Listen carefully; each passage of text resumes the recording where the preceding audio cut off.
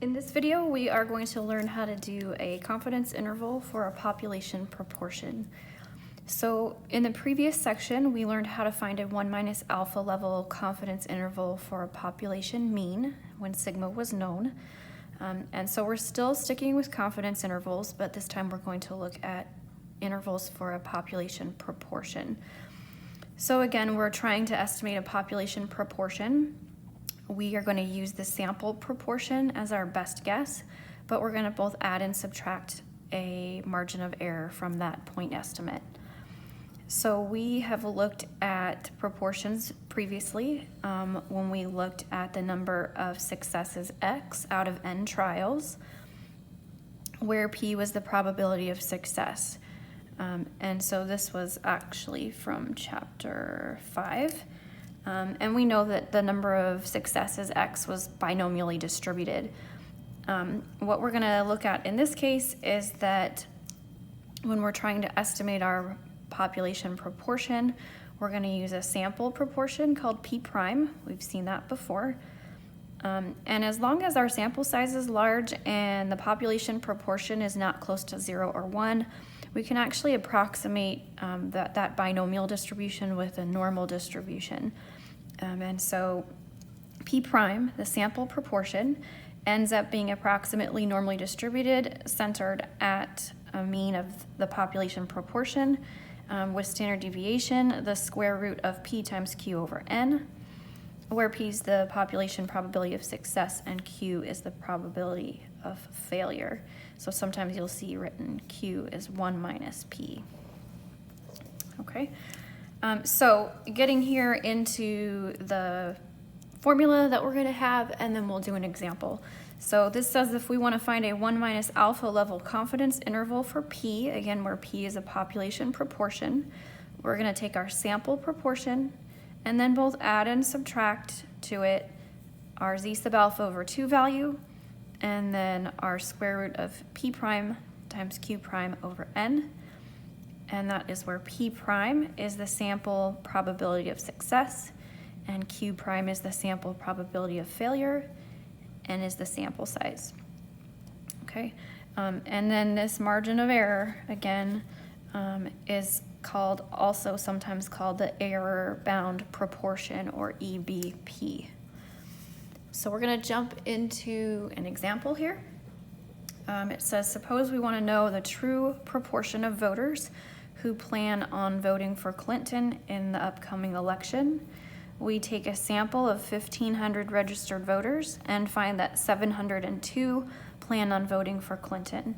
We're asked to find a 95% confidence interval for the true proportion of voters who plan on voting for Clinton. And so let's start with the things that we're going to need. First of all, let's get our alpha level. So if we have a 95% confidence interval, that means alpha is the other 0.05 or 5%.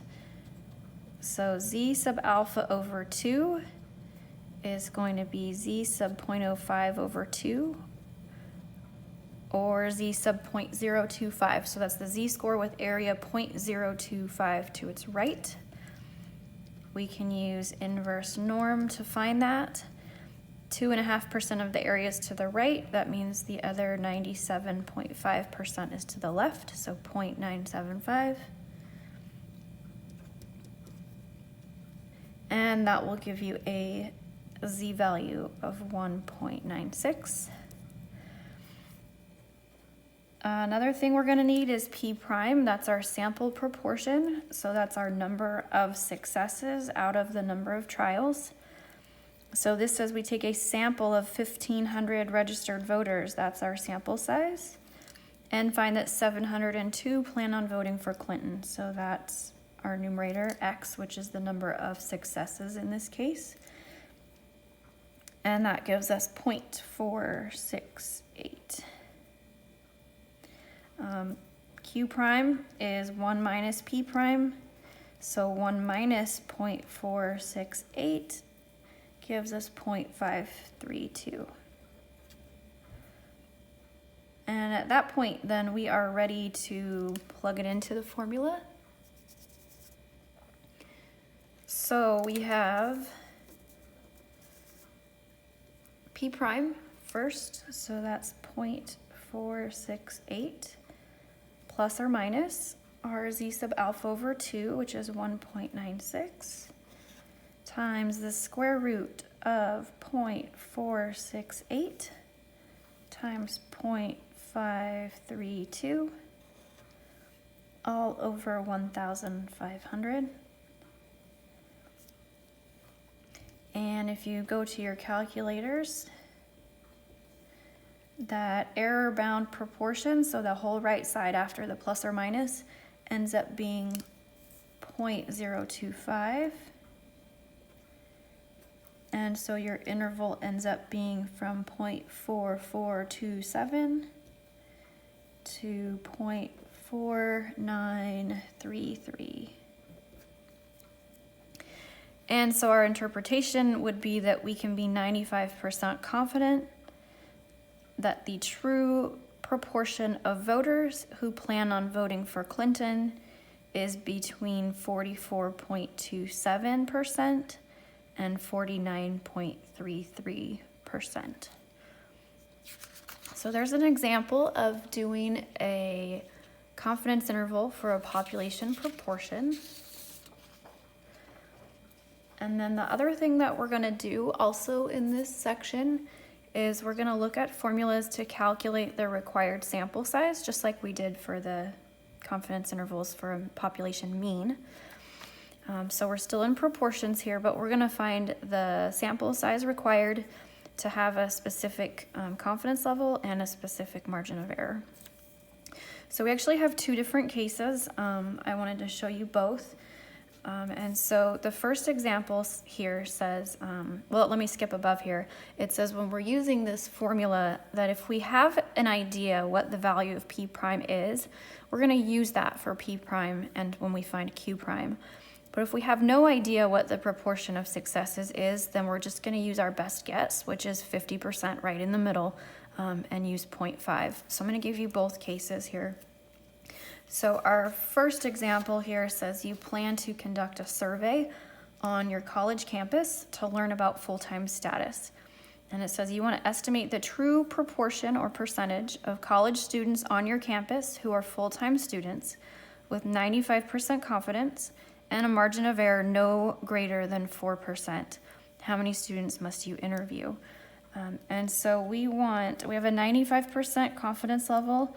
That means we need z sub 0.025, which we've looked up several times now, is 1.96. And really that's what we need to go ahead and get going. So 1.96 is going to be that z sub alpha over 2 value.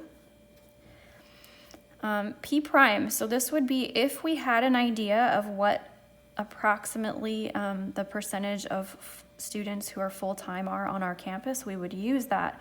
But in this case, it doesn't give us anything to give us the idea that we have an estimate. So we're just going to use 0.5 for P prime, which means we would also use 0.5 for Q prime. And then we're going to divide by the error bound of our proportion. We want our margin of error to be at most 4%. 4% as a decimal is 0.04. And so we've got 0.04 and it needs to be squared. And if we go ahead and compute that in your calculator, you'll get just over 600, which we would round to 601 students. So if we wanted our estimate to have a margin of error no more than 4% and be within 95% confidence, we would need a sample of 601 students. Okay. And then the last example we're going to do, we're going to use that same formula, but this time you'll notice that we do have an idea of what that sample proportion value is.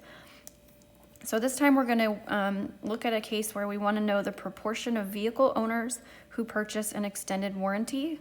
We want 90% confidence and a margin of error no greater than 5%. Here's where it gives us some additional information. It says you know from service records that about 15% of the vehicles serviced at your dealership have an extended warranty. So that's kind of our rough guess, but we want to do some additional studies about this. So in order to do that here, we're going to need our z sub alpha over 2 value. It's a 90% interval, and so alpha is the other 10%, but 10% over 2 is 5%, so we want z sub 0.05. We've looked that up a few times. That's 1.64 approximately. And so we're going to go here to our formula. We've got 1.64 squared. We do know that about 15% of the vehicles serviced had the extended warranty, at least at our dealership, so we're going to use 0.15 for P prime. And then we're going to multiply that by 1 minus 0.15, which is 0.85 for Q prime. And then our margin of error is supposed to be no greater than 5%, so 0.05, and that needs to be squared. That gives us a sample size of 137.17 if we round. So we would need to look at the service records there for about 138 vehicles if we wanted to be 90% confident and a margin of error no greater than 5%.